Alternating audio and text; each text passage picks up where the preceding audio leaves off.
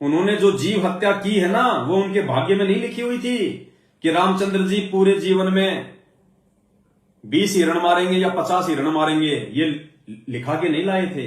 ये वो 25% स्वतंत्र कर्मों के तहत उन्होंने नए कर्म किए। ये अच्छा कर्म तो था नहीं, क्योंकि यहां तो जो जैसा कर्म करेगा प्राणी वैसा ही उसको भोगना पड़ेगा।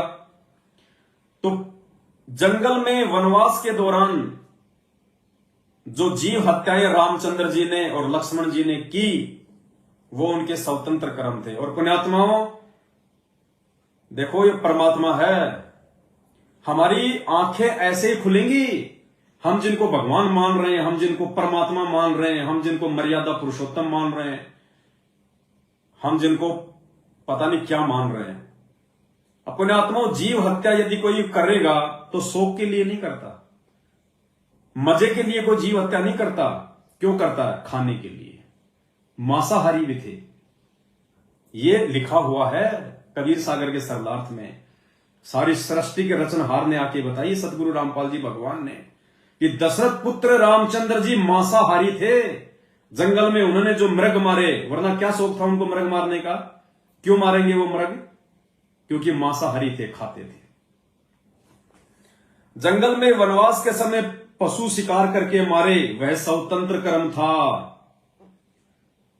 सौरूपणखा कौन थी? सौरूपणखा लंकापति रावण की बहन सौरूपणखा। उसका वास्तविक नाम क्या था? सौरूपणखा। इसका असली नाम भी परमात्मा ने लिखा है यहां पे। सौरूपणखा का नाक काटना लक्ष्मण का स्वतंत्र कर्म था। देखो उस स्वतंत्र कर्म के कारण फिर क्या हुआ। इसलिए स्वतंत्र कर्मों का एक भगत के जीवन में और एक जगत वाले भाई बहन के जीवन में वर्तमान में कितना महत्व है, कितना महत्व है स्वतंत्र कर्मों का। लंकापति रावण की बहन का नाक काटना लक्ष्मण के भाग्य में नहीं लिखा हुआ था कि लक्ष्मण के हाथ से उसका नाक कटेगा। ये लक्ष्मण जी ने अपने स्वतंत्र कर्म के तहत उनका नाक काटा। और नाक काटा तो कितनी बड़ी आफत मोल ले ली, वो स्वतंत्र कर्म करके। स्वतंत्र कर्म यदि सही नहीं किया जाएगा तो उसका रिजल्ट भी उल्टा निकलेगा। इसलिए गुरुजी हमारी आंखें खोलना चाह रहे हैं पुण्यात्माओं, इसमें ये गूढ़ बातें लिख के कि स्वतंत्र कर्म का एक भगत के जीवन में कितना बड़ा महत्व होता है। वर्तमान में संगत क्यों दुखी है, क्यों अकाल मौत मर रही है दान करते करते, भक्ति करते करते? क्योंकि स्वतंत्र कर्म सही नहीं कर रही, गलत कर रही है। सौरूपणखा का नाक काटना लक्ष्मण का स्वतंत्र कर्म था। सीता का अपहरण प्रारब्ध कर्म सीता तथा रावण दोनों का था। सीता जी का अपहरण करके जो रावण लेके गया, ये रावण के भी भाग्य में लिखा हुआ था और सीता के भी भाग्य में लिखा हुआ था। ये होना ही था।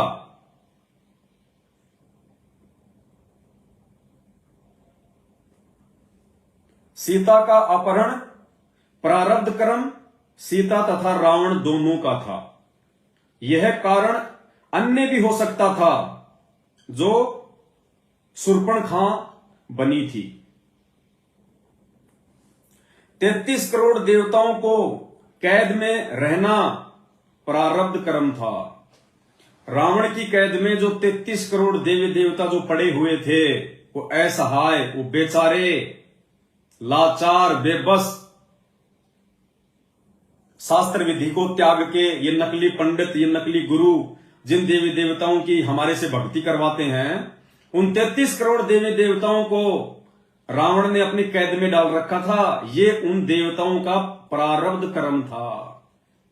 उनको रावण की कैद भोगनी थी। सुग्रीव के भाई बाली को राम ने मारा, यह स्वतंत्र कर्म था। पुण्यात्माओं, स्वतंत्र कर्मों पे हमने विशेष ध्यान देना है। सुग्रीव के भाई बाली को दशरथ पुत्र रामचंद्र जी ने, भगवान विष्णु के अवतार श्री रामचंद्र जी ने पेड़ की ओट लेके धोखे से तीर से मारा था। यह रामचंद्र जी के भाग्य में नहीं लिखा हुआ था, ना बाली के भाग्य में ऐसा लिखा हुआ था। ये रामचंद्र जी का स्वतंत्र कर्म था, ये उनकी कुबद थी, उनकी कुबद, जिनको हम मर्यादा पुरुषोत्तम कहते हैं, बहुत बड़े महापुरुष कहते हैं। उन्होंने भी कितनी बड़ी बड़ी गलतियां की हैं, और बाली को मारने के चलते वो स्वतंत्र कर्म जो उन्होंने किया, जो सही दिशा में नहीं था, उन्होंने अपने स्वार्थ के लिए किया, उन्होंने अपने स्वार्थ के लिए किया। क्यों किया?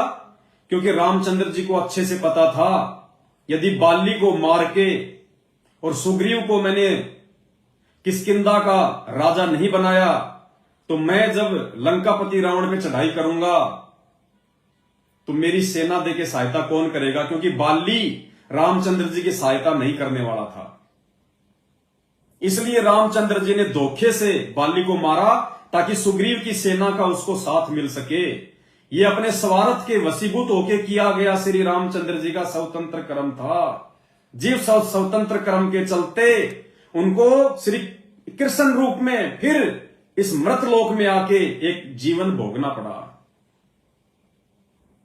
तो पुण्यात्मा गुरु जी आज हमें यह समझाना चाह रहे हैं इस ग्रंथ के माध्यम से, ये गूढ़ बातें लिख के, कि भक्तों समझ जाना, ये 25% जो तुम्हारे स्वतंत्र कर्म है, ये तुम्हें सतलोक भी पहुंचा सकते हैं और ये तुम्हें नरक लोक भी पहुंचा सकते हैं।